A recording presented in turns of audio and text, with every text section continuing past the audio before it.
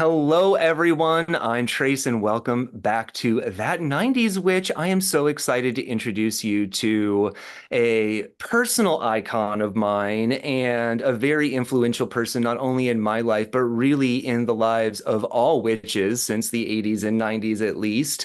And I'm so excited to introduce you to Phyllis Currott. Phyllis Currott is a Wiccan priestess, an attorney, author, and one of America's first public witches, teachers, and advocates. She's a spiritual pioneer, an active leader in the Parliament of the world's religions since 1993 in multiple roles, including co-chair of the inaugural 1993 Women's Task Force, and she was most recently the program chair of the 2023 Parliament of World's Religions in Chicago. Phyllis is also the first officer emerita of the Covenant of the Goddess, one of the largest and oldest Wiccan religious organizations in the United States, serves on the advisory board of Cherry Hill Seminary, the very first pagan seminary, and has taught and spoken at numerous universities, churches, organizations, seminaries, and conferences.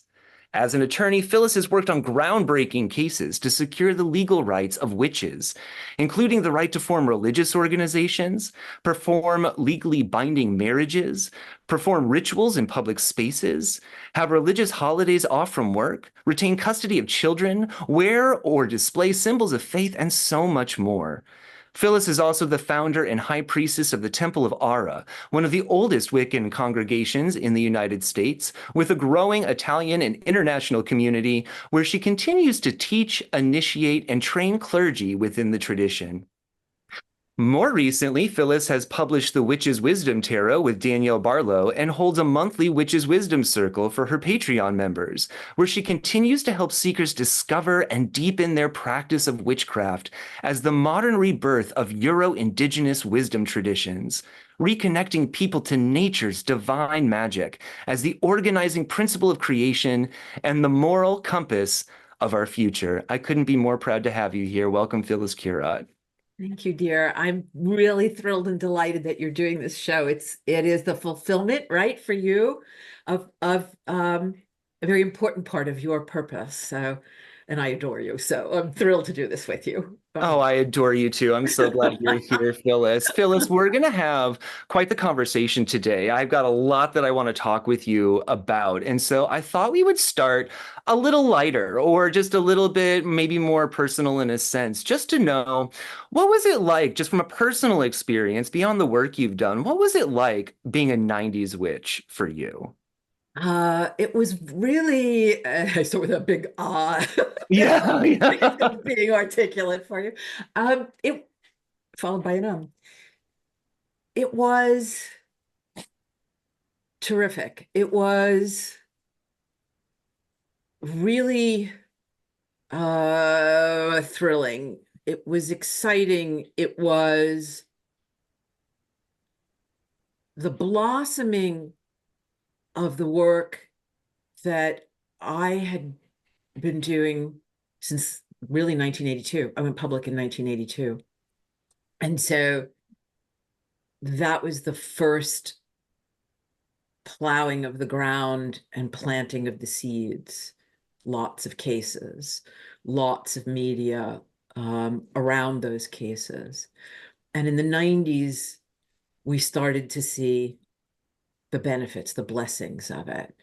I think it was also because of the internet, the combination of the establishing of legal rights, the shifting of the public perception of who and what witches were, which started to result a little bit with the freedom that was granted and the protection that people began to have. And then the sense of community that was fostered by the conferences and the convenings that started to take place where people could gather from all over the country,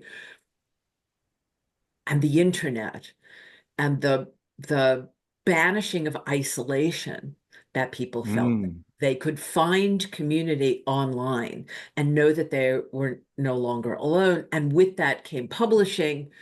And so there were all of these circumstances combining to engender a greater sense of self, safety, community support, freedom, possibility. And you started to see that flourish, and you started to see it reflected in pop culture, which Yes. is always a mirror of the dynamics that are going on that might be missed, otherwise. But pop culture picks up on it, and so you started to see the good witch. You started to see the witch Yes. as heroine, as right, as hero. I mean, she's always been there, um, always as a little bit of the bad girl, right? Mhm. I Married a Witch, Bell Book and Candle, the Wizard of Oz, uh, Absolutely.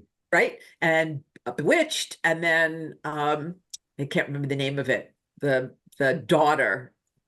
There was a TV show about Samantha Stevens' kid, Oh, right? Tabitha. Thank you. Very short run series, but yes, Tabitha. But there was, it was important. It was really, it was part of the zeitgeist, the shift in the zeitgeist. And so the 90s were exciting. It wasn't without struggle. In 1993, the first modern parliament was convened, 100 years after the very first one in Chicago. I was the chair, the first officer of the Covenant of the Goddess, brought in a professional to help shape our press package.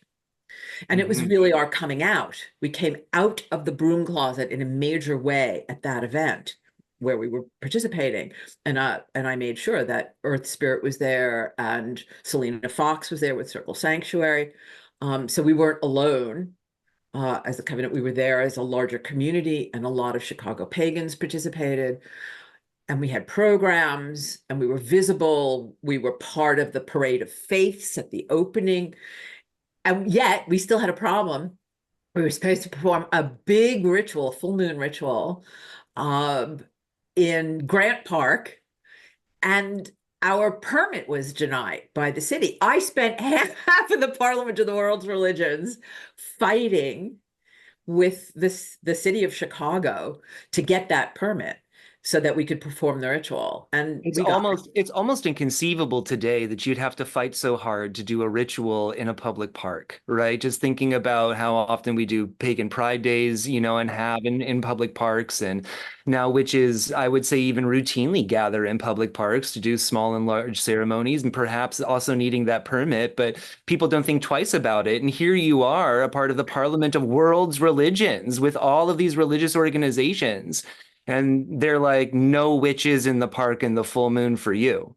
That's correct. And there's a wonderful story about that, which we could go into if we have more time. But I mean, I confronted the then Cardinal Bernardine, at his press conference to ask. He was announcing the establishment of a Metropolitan Interfaith Council. And I said, as your first act, would you please help us to get our permit?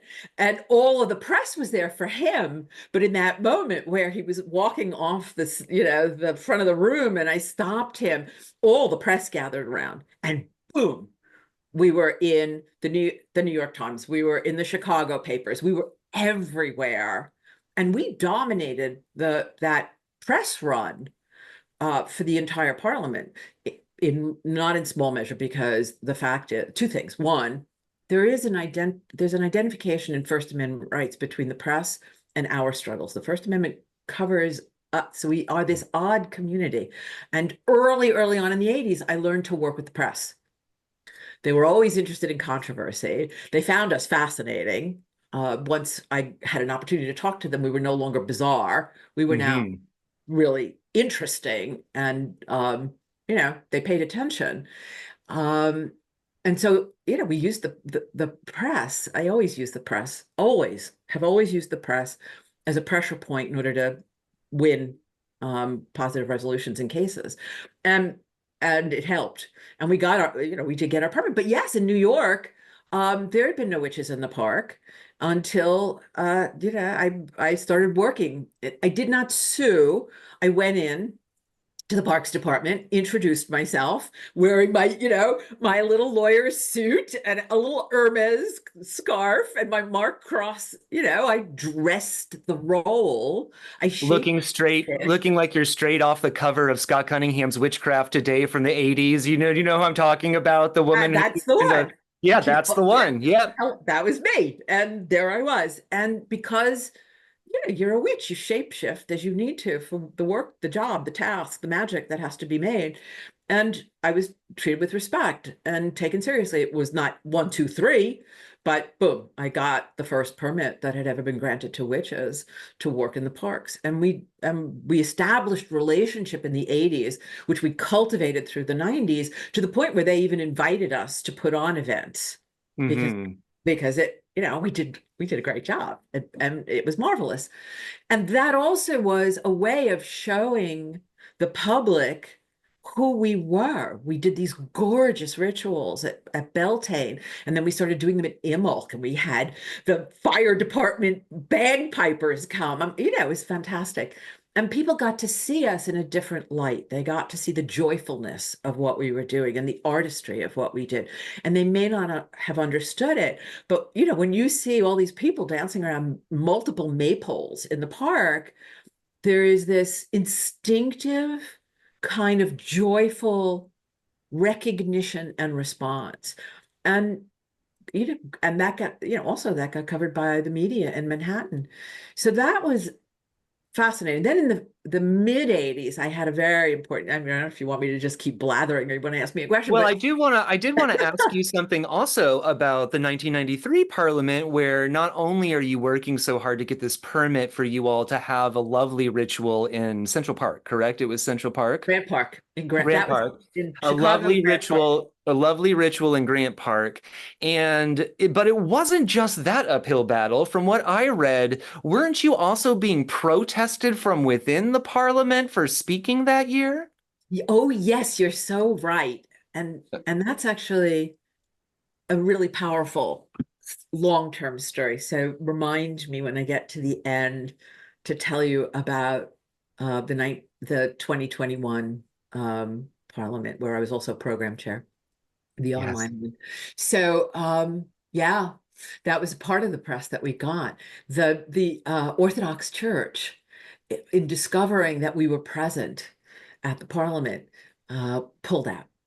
They left, and there was no stopping them. There were, I offered to speak with them to explain our spirituality, blah, blah, blah. They were gone. They were out. We are out. We are not going to be here. You have witches, you have pagans, we're gone. And there was no stopping them, and they left. And it was quite a thing. And it was heartbreaking.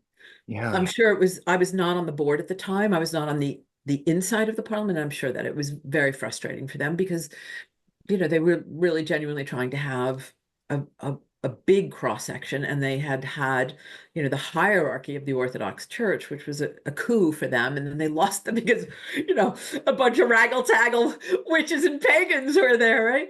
I mean, if you'd ask the board who they would rather had, I don't think it was us. Yep. Yep. There we were, and there we were grabbing all the headlines. Yeah, but here's the thing.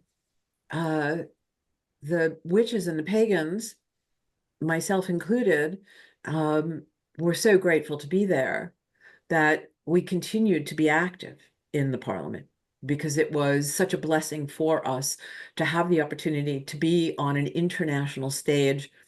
We were not in any of the major plenaries, but we were there, and we were clearly very visible. And that the implication of respect that came with that, of acknowledgement of our place in the global community of faiths, Yes. was incredibly important. And so, out of gratitude, the desire to give back motivated us to continue to go. So every time there was a Parliament, we traveled. There was a contingent of us, myself, Selena Fox, with Circle Sanctuary, folks from the Earth Spirit, the Arthans from the Earth Spirit community, went. We went, we went, we went. And also from the Corellian tradition, they went. And local pagans then were welcomed and showed up. And it made such a difference to go to Barcelona and to be there for this young, new, nervous pagan and witchcraft community, to see us present at the Parliament, to go to Melbourne, Australia, and to be there. It was so validating for the local communities to see us Yes. there. And always there were opportunities for workshops and presentations and lectures and panels by the local communities of all the faith traditions, and that community included witches and pagans. And so our devotion to the Parliament and our willingness, to reach in our own pockets and spend the money to travel all over the world and to stay in, I mean, it was expensive, but we Yeah. went and we did it, and we had a place there. And then we got on the board with Angie Buchanan, and then with Andres Orthan, and then myself. I was on the board in 2009 at the Melbourne Parliament and going forward to 2015. So that stage, the moral authority of it, the acknowledgement, and then the hard practical work of building relationships with evangelical Christians, with Orthodox Jews, with the Orthodox Church, who Mm-hmm. in 2021, when I was program chair, and we invited them, and the patriarch of the Orthodox Church agreed and gave us, it was online, he gave us his talk, and I appeared in the same plenary as he did. Mm-hmm. So that was what, 30 years of work, right? Yeah. 30 years of work. And he returned. He came back and he shared the stage with a witch. So, I, I'm I heard a quote this morning from Paul McCartney from Mm-hmm. years and years and years ago, right? And he said, they asked him, how he felt about the situation. He said he was optimistic, and they said, "Why are you optimistic?" And he said, "Because we outnumber them." Mm-hmm. And it's not that witches, I mean, we're still a religious minority, but we are the fastest growing spirituality in America. And I'm optimistic because we have done so much work. We had to fight at the beginning to establish our rights and to create a sense of safety that allowed us to be increasingly public, and then to begin to create institutions and structures like churches, in quotes, and temples, in quotes, religious institutions that reflected our spiritual values. We were able to sign leases and have stores, which was the first step in creating, they were always the community centers all over the country, right? Absolutely. Yeah. And so we were able to, now that was one area where I was very constrained in what I could secure, because it was the one area where a landlord could end a lease or refuse to renew a lease. Um, Based on the fact that you were a witch? yeah, yeah. Mm-hmm. And people lost leases because it was private, right? You couldn't show with a bar or other places where a license had to be granted, you could show a state interest and therefore require equal service, but not in a lease for a private rental property. So there were certain constraints, and they still exist. And there were constraints in terms of quote, fortune telling. Yep. Right? And that there was a case recently. There was a young woman, where was she? North Carolina? I'm trying to remember, who had a shop and was reading tarot cards Oh, and yes. got involved in a battle. And that remains one of the areas. It's an interesting thing. I was approached by a professor to write an article about divination as a spiritual practice. So, and that is a mode of defense, uh, Mm-hmm. which has yet to be properly advocated. And I'm available to sort of, help consult on that.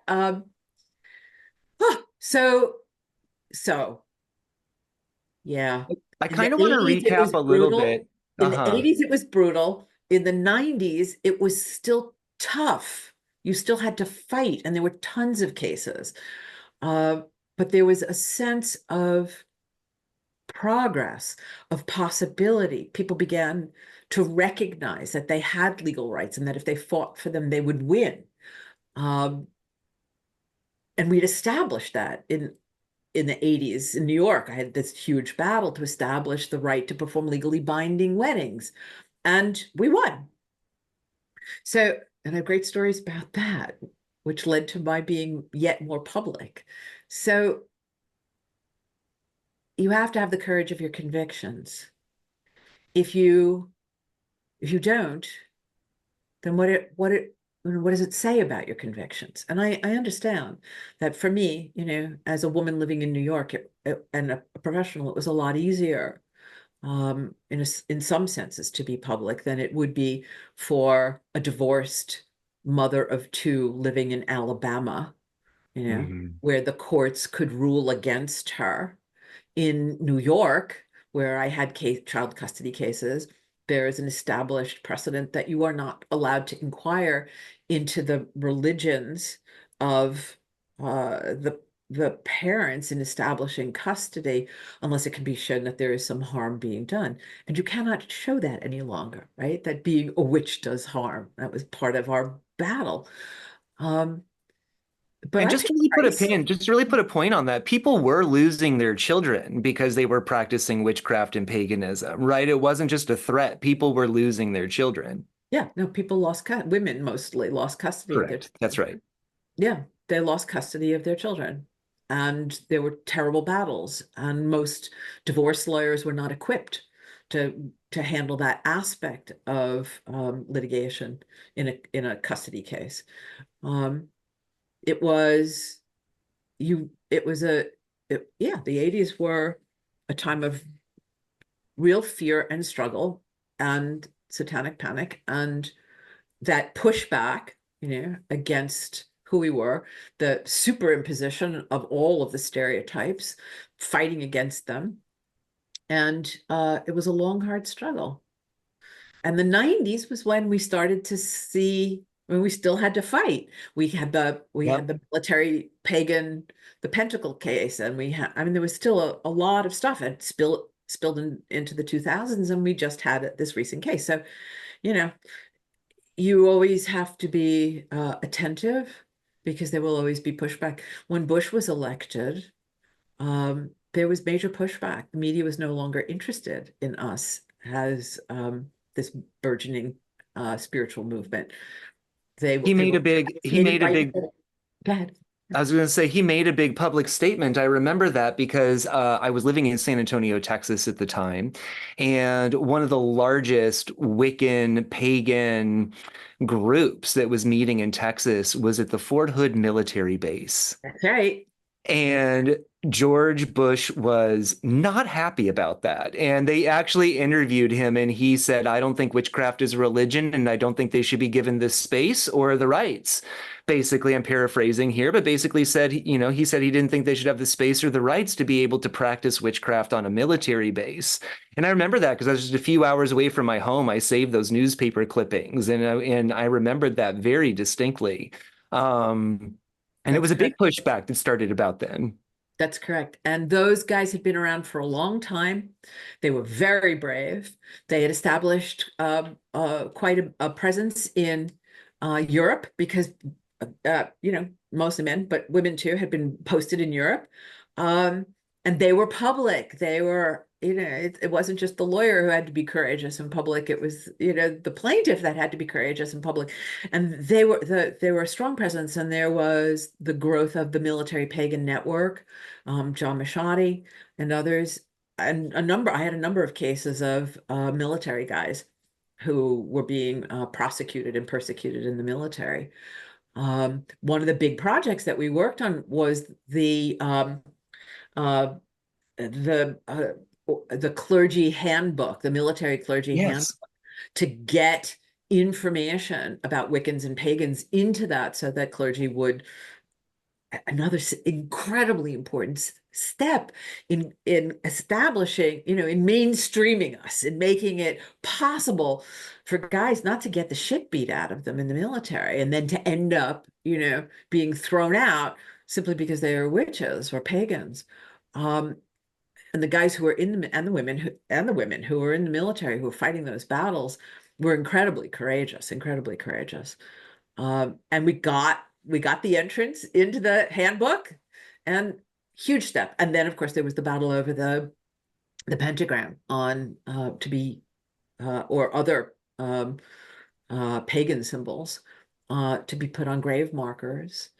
That Uh, must have started in the late 90's and then maybe didn't even get completed. It must have been till 2007 because yes, I remember and that might have been the first time. No, it wouldn't have been the first time, but that was I remember celebrating Pentacle Quest success at Pagan Spirit Gathering with Yes. Selena Fox and Circle Sanctuary, and you were there that year. Yep. And there was a big celebration that this years-long legal battle with the military and the United States government to include a pentacle as a recognized government symbol to be put on deceased military people's headstones. Correct. And that was not an option. They weren't letting. And how many years did that take? I mean, if it started maybe like 1998, that had to take almost a decade to get a pentacle on a military headstone. Years. And I have to say that the widow of the fallen soldier and Selena Fox were at the forefront of that and relentless in it. And it's another example of how you have to be prepared. These are, it's not the kind of magic of special effects where you wiggle your nose and everything changes. Magic is an organic spirituality, right? It takes time to till the field, plant the seed, pull out the weeds, tend the crop, harvest. It takes time. Change takes time. It takes a long-term view.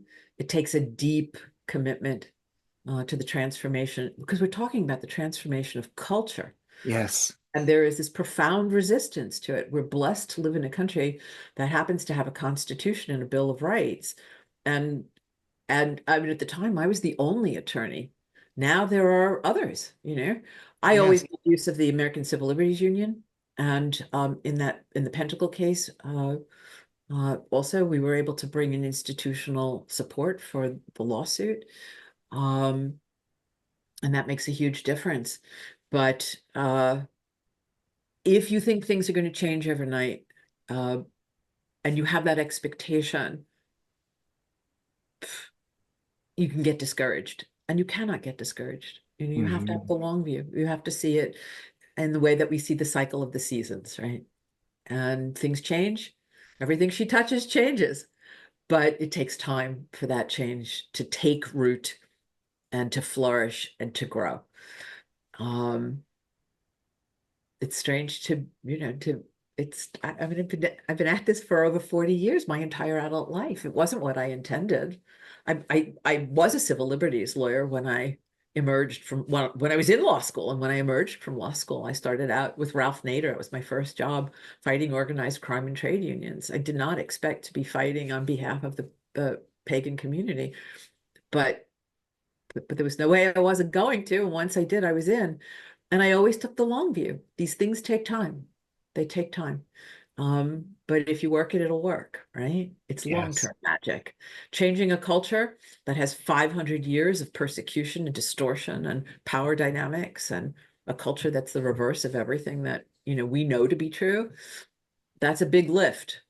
You don't just change it with one whoopee spell. It's hard. Oh. You got to roll up your sleeves and do the work on this plane, because your life is your magic, right? And that's what I so want to highlight here with you too, Phyllis, for everybody listening as well.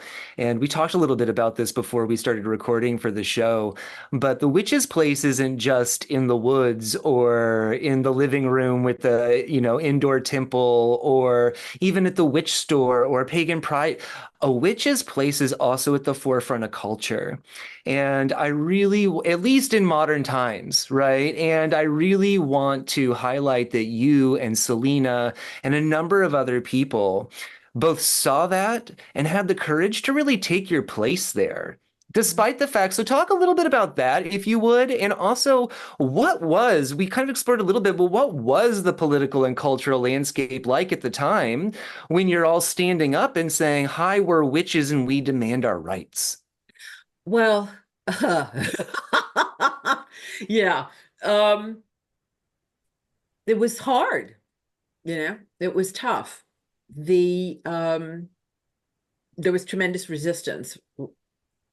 We were perceived as either crazy cat ladies, or California hippies, or really interesting, fascinating, unexpected agents of change. And I think part of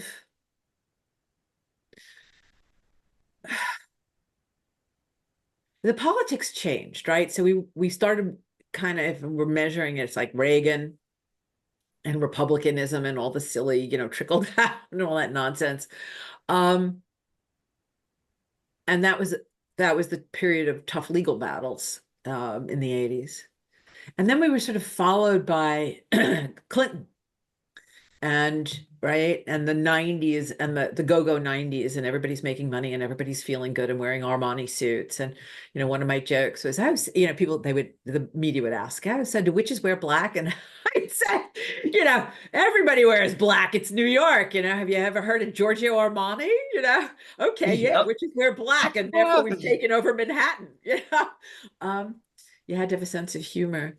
So the politics changed, and then Bush takes over from Clinton, and there's this pushback, and the media no longer thinks of us as interesting, fascinating, or glamorous. Now they're interested, they're doing features on young evangelical Christian women. Of course, that didn't last very long, but there was major pushback, as you were pointing out, with his remarks, and there were efforts in Congress. What's his name? There was another bar in Congress who introduced a bill that would have made witchcraft illegal. Oh, Um, right. I forgot about that. Yes, and that's correct. I forgot about that. I forget what his name is too, but yes. yeah. Um, he's evaporated into the mists of the past.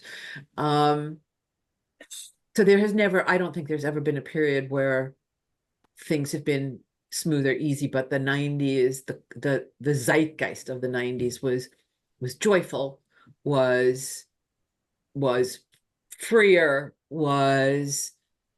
um it was in part perhaps kind of a reaction to the bullshit of Reaganomics and all that stuff, and the lies of that, and the growth, the explosion of debt and all that, right? There was this sense of like, oh boy, were we lied to. And then comes this sort of, now Clinton was quite conservative, and those of us who were more Mhm. progressive were really unhappy with him, and a lot of bad decisions were made that were very damaging, I think, to the Democratic Party, to liberalism, to progressivism, because he made so many compromises.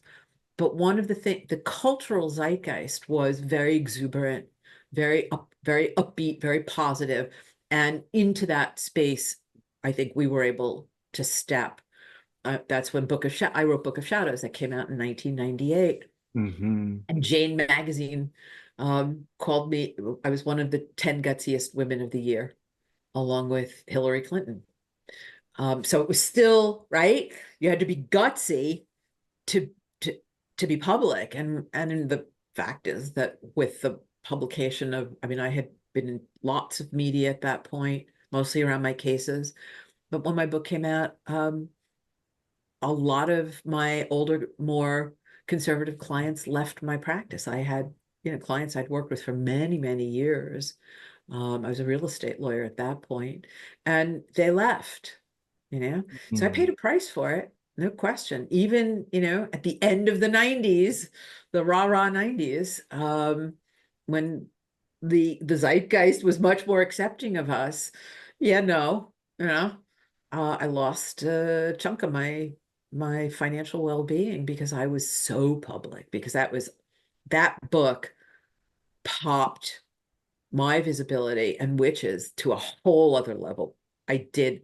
I mean, if you look at that list of media, when I look back on it, it was astonishing. I was in every major daily newspaper. I was on Bill O'Reilly's show twice and tamed I him. don't know how you did that, but bless you, Phyllis. My Yeah, goddess. My right. goddess. I mean, the second time he introduced me as his Wiccan friend, right? And we talked about pagans in the military. We talked about the military case, and he was positive. I mean, it was amazing, right? I mean, I can tell you how I did it, but I'd be giving away Share a the. little bit. Share a little bit of your wily witchy ways with Bill O'Reilly. Share a little bit about that. You want a little gossip? So I'm sitting in the makeup chair before the show, and I'm burnt because it's Halloween, and I've been going since 6 o'clock in the morning doing media. And I mean, I was doing rap with Dr. Dre. You know, I walked into the station, it's like I'm a dead white girl. And then it was like, no, I'm not even a girl. I'm like a woman. I'm like, oh my God. And they were the most professional. This was some of my best airtime ever. They were so cool. They were kind and they okay, anyway. So it's the end of the day. I've done the view. I'm where Not much good has and changed, I bad. see. Oh, unbelievable, right? We were treated really well by whoever it was that I can't even remember who it was at the time, but the big ones, you know, who were interviewing us, and it was before Joy Behar and Whoopi, and we did this fabulous ritual, great. And then I can't remember her name, but it was um, a very stunning Black woman who was on the show, and she came on after us, and she was like, I don't know what that was, but that was the devil. It's like, Oh and then she no. proceeds to interview somebody who's like doing divination or something. And it's like, doesn't your evangelical tradition tell you that that's also bad? She was out of her mind. So we had that kind of a day where it's like, boom, boom, boom. And it's 7 o'clock at night. And I'm supposed to go on Bill O'Reilly. And I'm like, he's going to eat me alive. He's going to chew me up and spit me out. I'm tired. My brain isn't working anymore. So I'm I would have sitting, been terrified. yeah, I was too tired to be terrified, but I was like, this is not going to be good. I'm sitting in the makeup chair, and I said to the artist, I said, so tell me what I need to know to like win him over. Because I know if I fight with him, you know, I'm dead meat because it's his show. What do I do? She said, he likes pretty women. Just now we know what that meant. At the time, we didn't know, right? Uh-huh. She said, just flirt with him, you'll be fine. I was like, flirt with him. She said, yeah, just flirt with him. It'll change you'll be fine. So I was like, all right. So I mean, I The thought, oldest witchcraft on the books. all right. I mean, it used to be that kind of thing could get you burned, Yeah. but you know, I came out there and he asked me some question, whatever the heck, I don't remember now, but he asked me some question, and I came back with a joke, like a little kind of flirty little joke, and I could hear him thinking. I heard him. I heard him. He stopped. He was caught off guard, and he thought to himself, oh, this is going to be a fun interview. And he changed his whole thing. He had the same questions, which were aggressive, but the repartee was I used humor. I used humor. And he loved it, right? Because it was a great interview. And I was the one in control. We got to like, I hear that you dance naked, you know, in Central Park. I said, well, not in Central Park, you know, but have you ever tried it? You know, your ancestors used to do this. You're Irish, right? Your ancestors used to do this. And he blushed, right? I said, you should try it sometime. I'll send you an invitation. You should come, right? I bet he And he dreaded was, that invitation for years, hoped and dreaded for that invitation for years. and then I was on his show the next year. And he introduced me by calling him his Wiccan friend. And he did not give me a hard time about pagans in the military and the Pentacle case. In fact, he was affirming. So you can do all kinds of things. You know, Jane was right. I was one of the 10 gutsiest women of the year because I was out there. I was out there. I was on all the major morning shows in all the major markets, all the radio shows, just in all the major dailies, the Akron Beacon General. I mean, everything, right? Everywhere.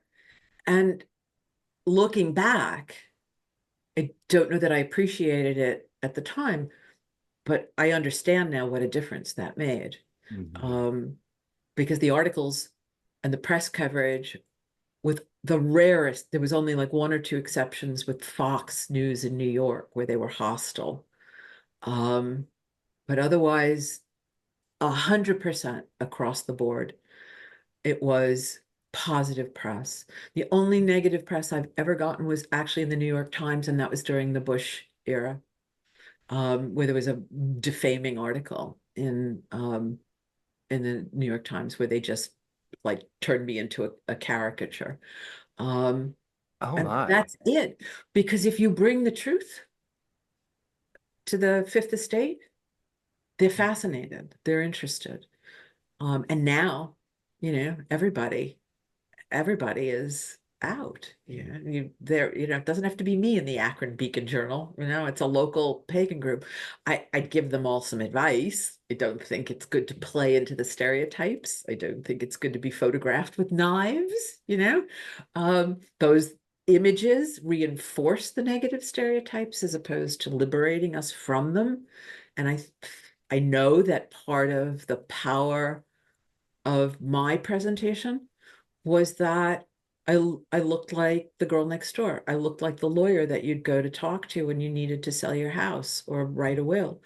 I looked like the person watching, and that made them see the possibility of a very different kind of spirituality. And that incredible, relentless media presence for 2 years. I think it helped. I do. I mean, looking back, I think it helped bring about a shift. And I didn't know how to talk about myself. I always talked about witchcraft, what it is and where it came from. My job was to correct for the distortion in the lens and reveal the truth about what witchcraft was truly about. And people responded. And I tried to explain, I learned to speak in much simpler sound bites than I do now. It was punishing initially to have to do drive radio shows at 6 o'clock in the morning. Like, how do you present this? I am not a soundbite person, right? But I learned how to do it with humor. And, like people would say, oh, you're a lawyer and a witch. And I'd say, yeah, the lawyer is the dark side. And Yeah. they'd laugh, Yes. you know? Um, and I realized, my job was to begin the process of banishing the negative stereotype. And I used my appearance and I used my profession as a lawyer to bring legitimacy to the spirituality, and it worked. It worked. What a beautiful synchronicity too, as I think about it, talking about, you becoming more public and you working on these cases and people starting to trust you more because you looked like a normal person, and how the synchronicity really around there is that you were the real life component to the witch next door, to the Sandra Bullocks and Nicole Kidmans, even, right? Or to the charmed ladies, even, so to speak, right? Like, I mean, granted, all these have fictional and fantastical elements to them. However, and without even trying to, I don't think you were watching this media and being like, I'm going to model myself after these fictional characters. It was more of this synchronicity, more of this like zeitgeist time, cultural moment where you were the real life example of what was also starting to be broadcast to everybody on a national level. Right. That's the zeitgeist. And one of the reasons that the media responded to me was because I was a lawyer. If I'd been wearing Birkenstocks, and looked like a hippie from Berkeley, they wouldn't have been interested because that would have played into one of the aspects of the stereotype. But because I defied it, they were fascinated. And then they would listen and they would discover, the seriousness and the profound importance and the value of our spirituality, that the world really does need our witches, and that we really have this wisdom. Um, yeah. So, and it was that normalcy that made it fascinating, compelling, persuasive. And the coverage then, I mean, that I was an advocate in the courts and the media, both. And it was that normalcy that made people reconsider the possibility of the normalcy, in a sense, of our Mm-hmm. spirituality. Um, and to begin to think about magic differently, and to begin to think about our relationship with the earth differently, and to begin to think about the possibility that maybe we have indigenous roots that are feeding into this rebirth and this rediscovery. I mean, we were kind of blessed by being post-feminist, because so many women were looking for a spiritual home and they couldn't find it in the faith traditions of their upbringing, but they found it in witchcraft. Gay men, same thing. You know, that's a bit that's a conversation you should have about witches in the 90s. And of course, Yep. the Minoan Brotherhood, which was the Yep. counterpart of the Minoan Sisterhood, which is what I was initiated in, came about with Eddie Basinski in the late 70s, early 80s, which is when I was initiated. So the the change in the culture, in its Stonewall, and then the growth of the and the visibility. I mean, pagan pride was inspired, right, by gay pride. Hmm. So there was a synergy there. So there was a synergy with in terms of cultural shifts, with feminism, with the growing the activism, and then the acceptance of the gay community, also still in struggle, right? Yes. Yes. Yeah. So so I mean, we could talk forever, but one of the things that I think is just so important to say right now, I mean, people shouldn't take for granted, what they have now. It's good when people know their own history. And especially so because we always write that old cliche, that chestnut, that, if you don't know your history, you're doomed to repeat it. And we're on the verge of repeating it right now.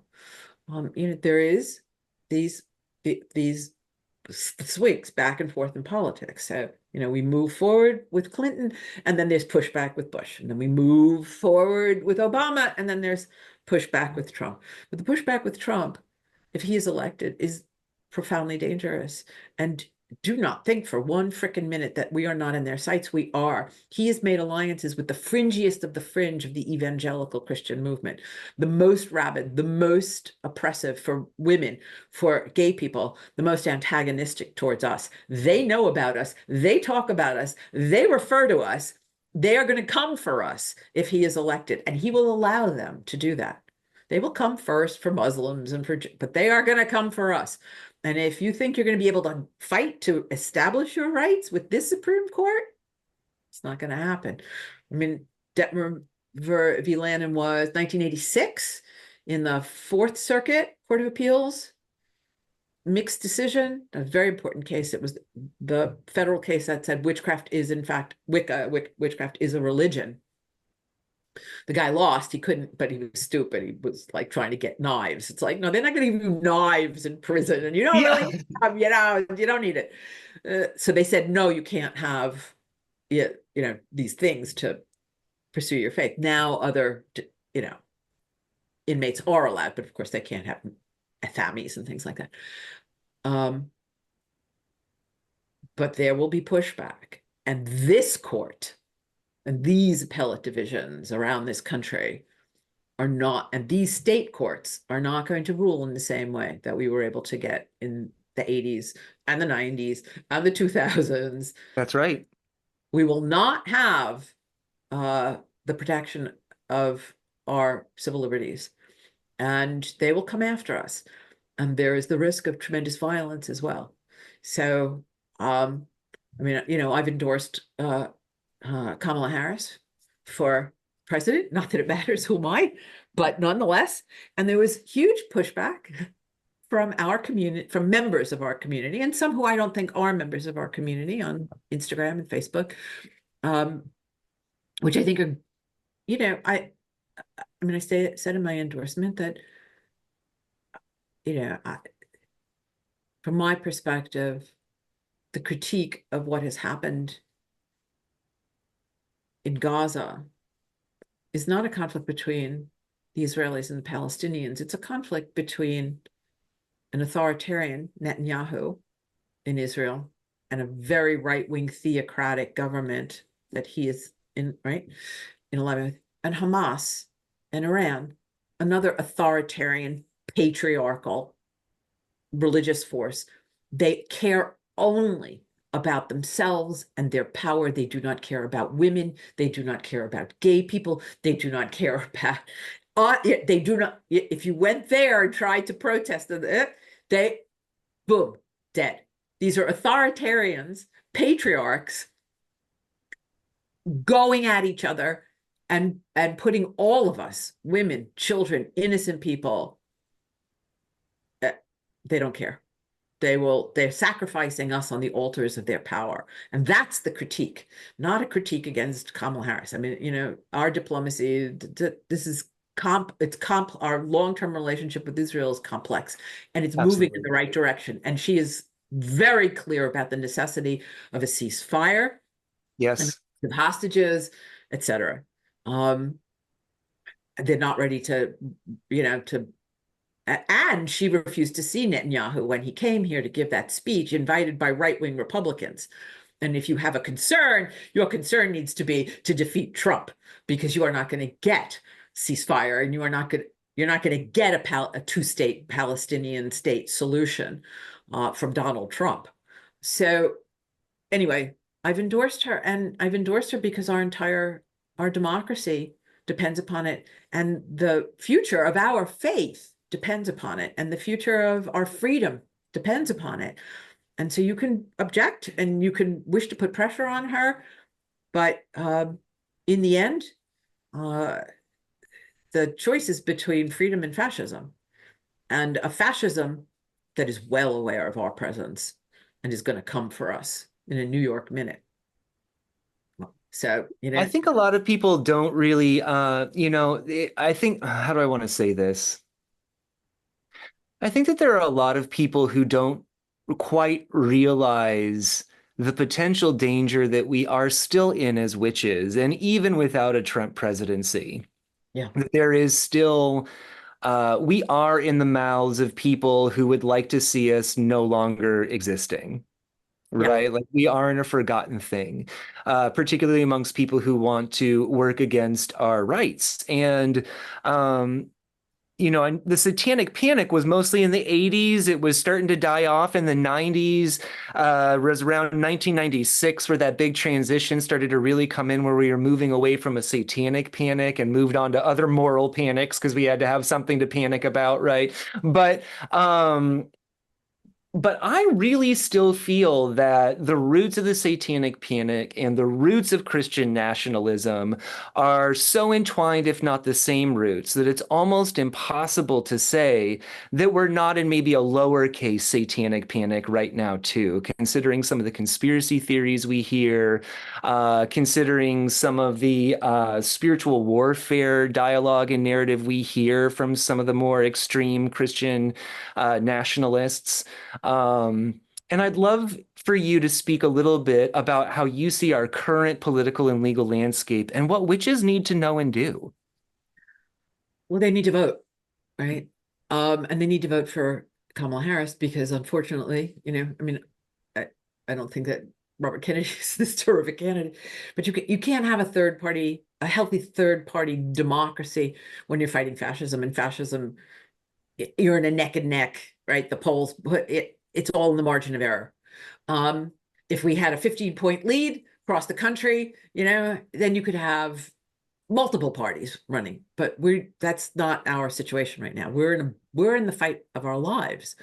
And so you have to organize, and you have to vote, and you have to vote for the candidate who is going to protect our democracy, imperfect though she may be.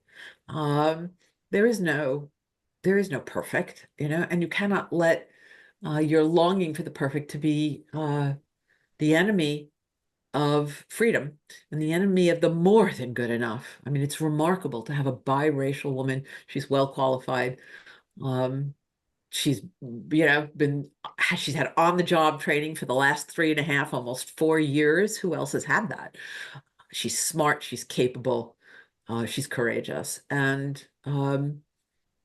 we will be able to practice our faith. And so the first thing that we have to do, I mean, the first thing I'm doing is trying to support her, you know, with swag, like buy the stuff, we'll donate all the profits to her. Money talks. If we can make a $25,000, $50,000 donation, we're no longer a fringe religious group. We are now a religious group who is acting in a mature way, right? That reflects our numbers and our maturity, and then begins to have political influence.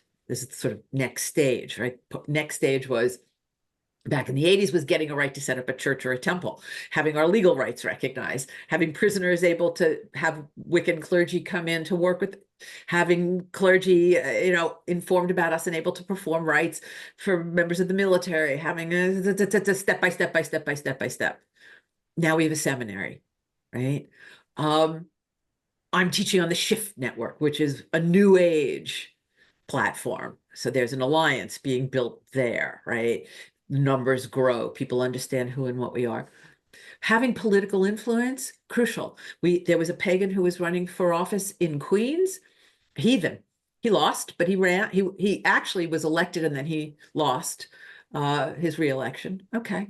But that kind of political engagement, presence, participation, and visibility is everything. There are more witches and pagans, I think, now in the United States of America than there are Buddhists. I Oh, wow. believe than there are Muslims. I believe possibly than there are Jews. Oh, wow. Where is our political influence? Right? Yeah. So, working together, creating a pool of resources that can be contributed begins to give us visibility. That would also get us visibility in the media. Is it good for her to be endorsed by witches and, witches giving her it might not be a good thing for her, and that's a question, right? At what point are we more of a liability than we are an advantage? But nonetheless, if we make that donation to the campaign or through a PAC, like the Seneca Project, which is women, our influence begins to be felt. Our presence begins to require acknowledgement. Our rights, our needs as a religious community start to be taken seriously at a new level. And that's where we have to go. That's the next step of who we are in our cultural influence. We need more, we need more media. We need more TV shows. We need, what was it? Buffy the Vampire Slayer, Oh, Willow, sure. right? Yep. 90's, huge. I remember was there a show called Picket Fences or something? And there was a witch on that show. There were a number of lawsuits that featured witches, in legal actions in an affirmative way. We need the next level of that. Yes. 2024. We need the pop culture to start reflecting back to us. And there are, in fact, some very well-known, very well-respected actors, actresses, musicians who they may not identify as witches, but they're fellow travelers. They're learning from me. They're present. At some point, we need them to do what Sybil Shepherd did, and to be very public and take advantage of the platform that they've been given. And just to say what Sybil Shepherd did is that she stood up in the 90's and received an award. I don't remember what award it was for, Emmy. but It was an Emmy. an Emmy. She received an Emmy and she publicly on a national televised stage thanked the goddess for her win. Yep, from whom all blessings flow. From whom And all I fell blessings off flow. my chair. My chair. That was huge. So we need that again. And of course, at this particular moment, I think everybody is focused just on the task at hand, which is to save our democracy and our freedom to protest, our freedom to be out in the streets, our freedom to vote, and the freedom that we need to practice our faith. That's priority number one. Once secured, then we can move back into the cultural forums and start to have influence again. And maybe we have the kind of renaissance that we had in the 90's. I love that. And following from that, speaking of the future, Phyllis, I'd love for you to share a little bit about your vision of the future of witches and witchcraft culture, particularly with your orientation around nature's magic being a compass, our moral compass of the future.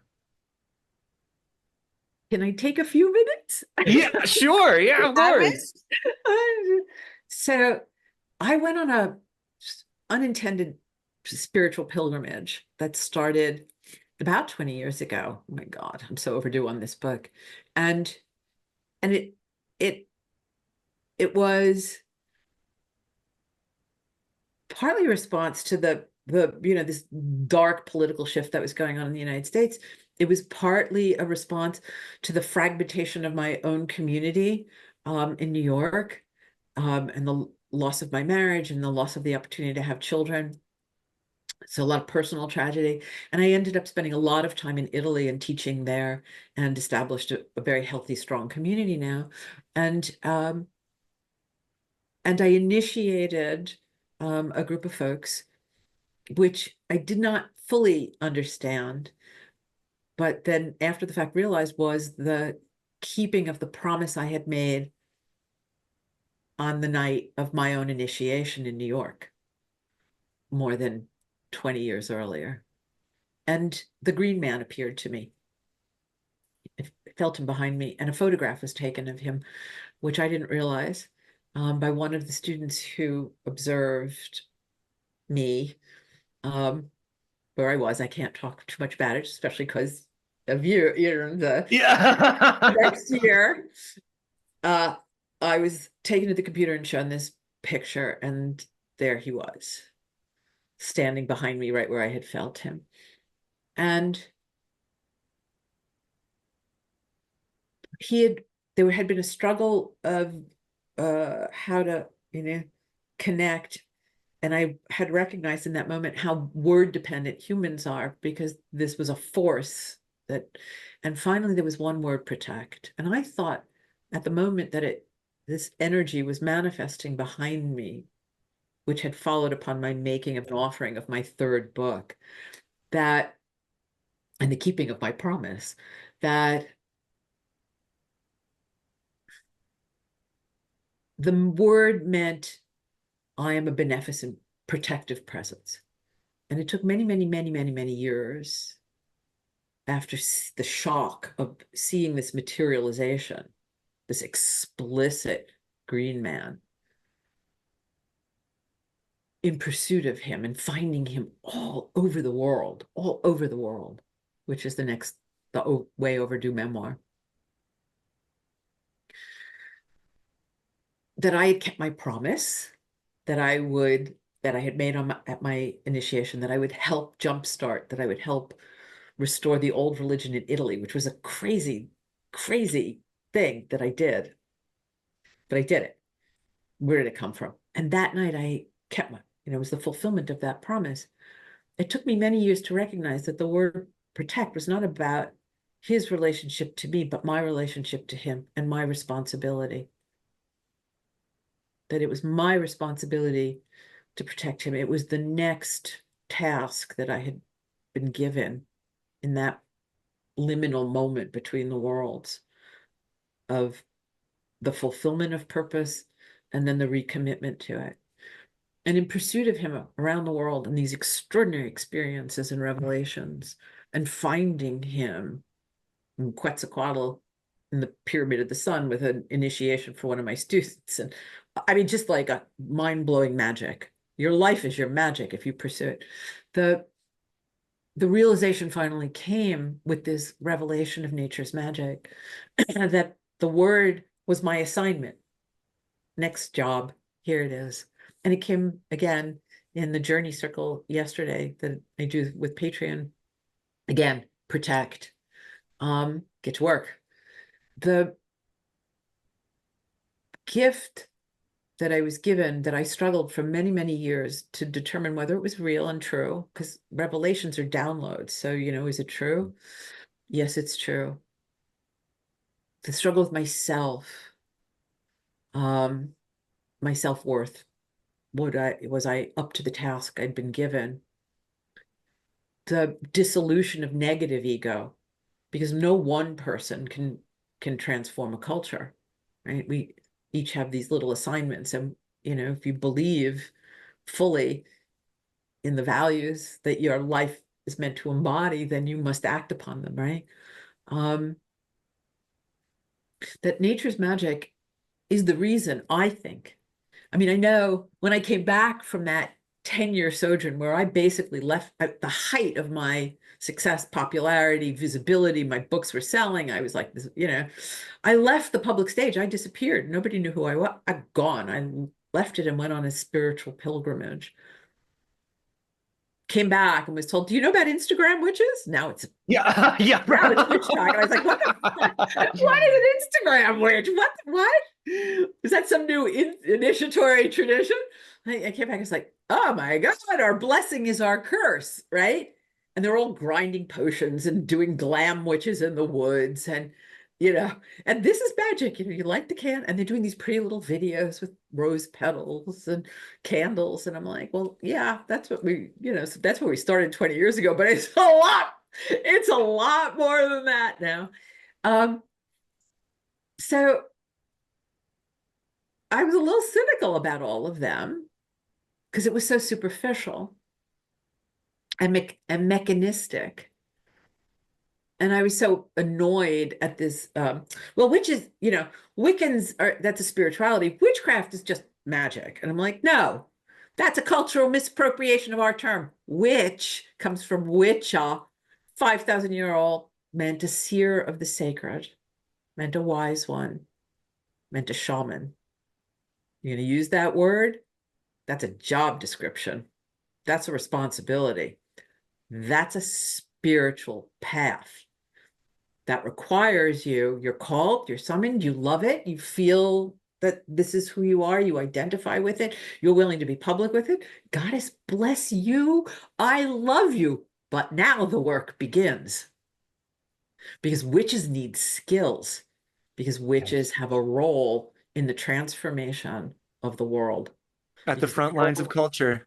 at the front lines of culture, at the front lines of spirituality, at the front lines of the environmental disaster, all of it, the world is on the brink of environmental collapse by 2100.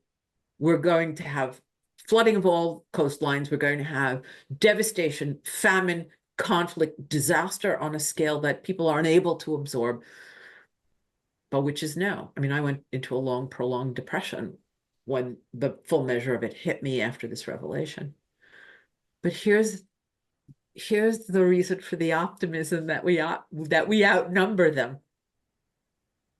For all the damage that we've done, when we stop doing the damage, the earth recovers. She has a magic of rebirth, of resilience, of life, of the generation and the sustenance of life. And nature's magic was the revelation given to me. And I truly believe that beyond the pleasure of the grinding of the potion and the defiance of your father by,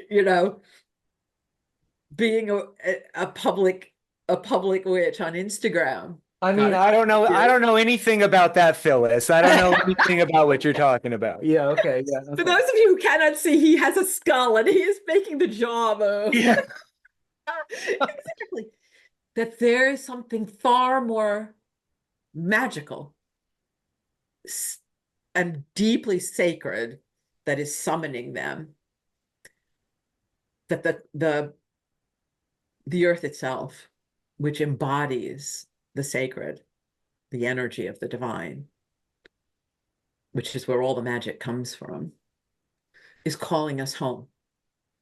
She is summoning us to lead the way down the path home, to remember the things that we have forgotten and banished from our consciousness, that the world is imbued with magic, and nature's magic is that all living things have a divine template encoded in their DNA. Everything. The Foxy snoring on the floor, my little Cairn Terrier, knows how to be a Cairn Terrier. Put her in the yard, she'll dig up every mole in the grass.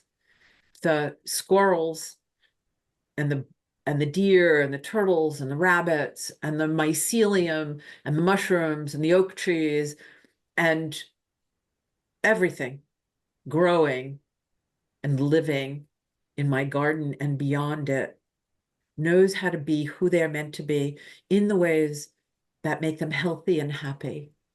Healthy and happy. And the magic part of it that defies, then biologists are recognizing this, but they call it magic because it defies explanation thus far. The magic part is that when they're taking care of themselves, they're creating all of the conditions that make life possible. They're making the world a better place for all life. It's only human beings that are out of sync. It's only human beings that don't live that way. It's only human beings that act in our own self-interest that tend not to make us very happy or very healthy, and that end up in the destruction of creation rather than the improvement of creation. Our spirituality is a magical spirituality. It is about magic. It's about the mystery. It's about the thing at the edges, at the fringes of what can be explained, but that is real and that we encounter, and that first thing changes us. And the way that we need to change, right, is by finding that path home.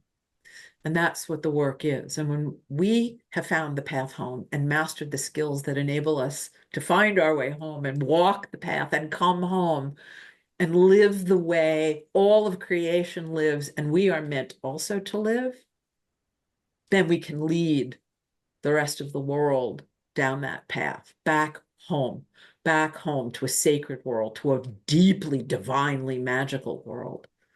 That's why we're here. That's who we're meant to be.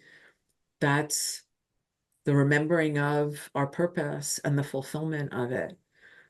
That's why I think there are millions of clicks on my YouTube, What is Wicca, and why there are billions of clicks on Witch Talk, and whether people recognize it yet or not, that's what is summoning them to the magic. They're being called home, to heal the separation from the natural world, from the sacred world, from our true selves, from the web of life that we are meant to participate in all the ways that my dog is and the tree is, in the ways that make us healthy and happy, and that contribute to making the world a better place. And religions and spiritual paths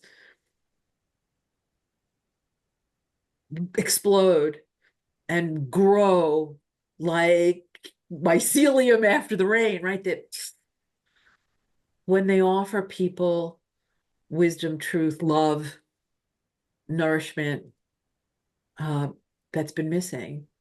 Yes. And this is the missing wisdom. And it's witch's wisdom. It's the earth's wisdom. So that's, to me, that's the future.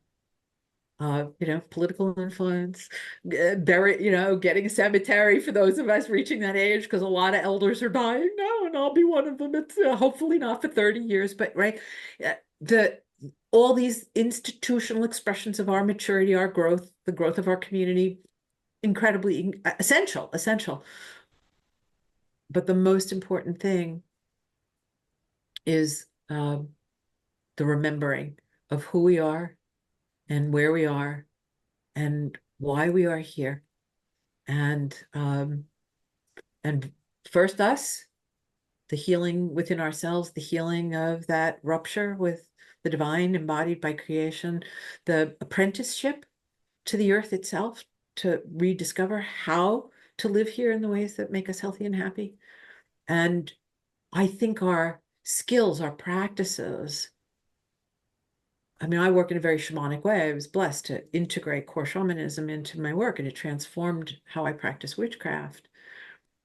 But those are the skills that witches need, right? We have those skills, and that provides everything we need to get the blindfold off and to remember and to see and to recognize and to learn, and to be humble on that path as we walk it. And then to, having mastered those skills, to share them with a world that needs them in order to return home. To me, that's the future. And I'm optimistic because everything we need is encoded in our DNA and is happening all around us. And everything that we need is being given to us and is being given to us spiritually, once we open to it. The guidance, the wisdom, the synchronicities, the signs, the blessings, the presence of the divine. The green man is standing behind me. uh, in this world, it's one thing if I'm in that world, but he no, like really, the magic is amazing. Our capacity to experience it is extraordinary, and to participate in it is profound. I'm optimistic because life outnumbers not life. Hmm. I'm optimistic. And it's Very why the world needs her witches. exactly. And witches need their skills. And So witches need their skills. welcome aboard, folks. Let's do this thing. Let's do this. We're running out of time, you know, but but two things. One, if we have to act as if, right? We make the magic and we act in accord. So we're going to act as if we can grow in numbers and in wisdom in order to transform the culture, to help it heal. And if we're not successful and the apocalypse comes, we will have preserved the seeds Mm. of rebirth. So one way or the other, we are the agents of the magic of rebirth. Phyllis, thank you so much for being on this show, for your decades of work, for all of us. I mean, seriously, you've really lived your life in a way that has been for all of us in this community, in the witching world. And I just could not be more grateful for that. And thank you for sharing your insight and your wisdom and continuing to share your wisdom, not only in terms of the horizontal legal political landscape, but also the really deep and also transcendent work you're doing, growing new witches and teaching witches skills and continuing to build and rebuild the Temple of Ara. And thank you. We are so blessed to have you in our time and in our world right now. And thank you for being here on that 90s Witch today. Thank you. It's been a joy. The work is gorgeous. It makes you joyful. It's deeply humbling. And every time you think you figured something out, you get dismembered and then put back together again. And I know these are hard times. I know these are scary times. I know these are times of tremendous conflict, but I also know that we are all here, that the people who are listening to you, that the work that you are doing, that the audience that is going to come to you and hear this, that we're all being called. And if you work it, it'll work. The first thing magic changes is you. And at each step in the way, even at the lowest point of the dismemberments, life is being regenerated. And that's our job. And it fills your life with joy. It ultimately, the thumb is always on the scale, on the side of life and joy and real magic. So thank you for giving me the chance to be with you today and generate some. I'm honored. I'm thrilled for you. I'm thrilled for the impact that you're going to have on the world, that you're going to have on the world. Oh, thank you, Phyllis. Thank you. I've been honored and I'm very happy to be with you. It's Be been healthy, such a be pleasure. happy, and welcome home. Is there anything else you'd like to let the listeners know about before you leave? Maybe share a little bit about your Patreon circle, some way that they could connect with you and get more of your awesomeness. Well, I'm writing. I've got tons of stuff out there now. Hooray. I did a little spell book. It's very, very different from the usual spell book. We did the Witch's Wisdom Tarot. We journeyed for every card. I was blessed that Danielle knew how to journey and could work with me that way. Um, and it's turned out to be a really profound oracle. Um, we didn't know if it would work, and boy, does it ever. That's been extraordinary. And I'm so grateful to have been able to sort of be the channel of getting that into the world for people. And I think it's a useful, very useful tool to help people find their way home. The Patreon circles have been amazing and growing, and I just love working with everybody. Working like every weekend. But we have the Witch's Wisdom Circle, and we have the Journeying Circle for people who want to learn how, or have a community to journey in. We're making magic every month, and it's been so powerful online, and we have people coming from all over. I had no idea the the the profound power of working together online, because I was an in-person witch. It's been amazing, and we've been growing like crazy. And I'm teaching, and I'm about to do a class for this shift, and I'm going to do the classes next year online for the initiatory tradition that we've revitalized. And next year we'll be initiating 30 folks in America and another 40 folks in Italy. So yeah, I mean, that my purpose now is um, less about being a conspicuous public presence, although I'm happy to do that. But there are lots of great younger glam witches who can, sort of get out there and do it. My purpose now is to share the wisdom and the skills that I've cultivated over so many years, and that have really enabled me to find the path home. And that's my job. I will do it for as long as I possibly can, with as much devotion and enthusiasm as I possibly can. My mode of practice has gotten increasingly simple, and has always been very shamanic. Uh, my my joy is to share that with people. And so, yeah, people can find me on my website, come join my Patreon community. It's like really super duper cheap. And Very you get cheap. to be in this glorious, glorious, right, Trace? How fabulous It's is this wonderful. community that is accumulated? The people are just so wonderful, smart and different, and um devoted, and just open-hearted and compassionate and curious, and we have people who are coming to this for the first time, right? Like, who hear something and are like, yeah, or who have a dream, and then through a series of synchronicities find me and show up. Or we have people like you, and Lamar and others who've been practicing, or Nina, right? Gardnerian, been practicing for so many years. So we have this range of folks, and from all over the world. We have somebody participating who comes at 1 o'clock in the morning in Pakistan. Yeah. Wow. Yeah. Brilliant woman, right? Talk about dedication. That is commitment. Yeah. Right. So, And and how needed these kinds of things are. Yeah. oh, Wicca Made Easy was just published in China.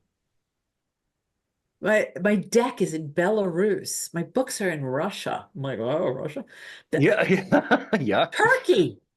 The Love Spell has been published in Turkey. I mean, it's really extraordinary how it's spreading, Hmm. um, because it's time. Yeah, so come work with me. I've created as many channels, ways, and opportunities. I do readings for people so they can have a one-on-one, and I do classes, and we have this Patreon circle, and I'm teaching. I'm teaching, teaching, teaching. We're trying to record everything so that it'll live as long as possible. And um, yeah, the first thing magic changes is you. So come, let's make magic, and let's make the changes that you need in your life so that you can make the changes that is needed in the life of the world. Yeah. Beautiful. Thank you, Phyllis. It has been an absolute pleasure and an honor to have you on here. And we'll definitely have you back in the future because we have a lot more to talk about. Oh my gosh, do we ever? We do. Um, let's hope we have the next surge of 90's magnified, of that growth Yes. of excitement and acceptance and influence, that we are doing it with deep roots in the earth and high branches into the stars that will make the world a better place, because we're all here. So mote it be. Thank you, Phyllis. Thank you, Trace. Love you. Many blessings on this undertaking. May it change the lives of all those who hear you and are blessed by that. Thank you. Love you. Love you, Love love you you, love too. you. See you soon.